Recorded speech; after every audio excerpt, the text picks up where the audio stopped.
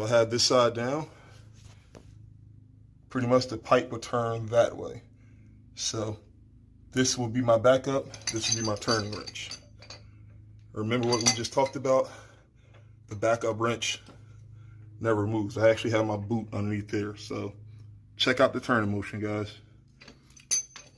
This will be tightening it, see? And remember earlier what I just said?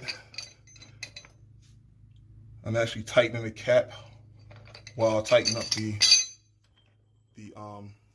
nipple. So you get two for the price of one here. So it's kind of tough to do with the phone there. So I'm just gonna bring this closer here to show you guys.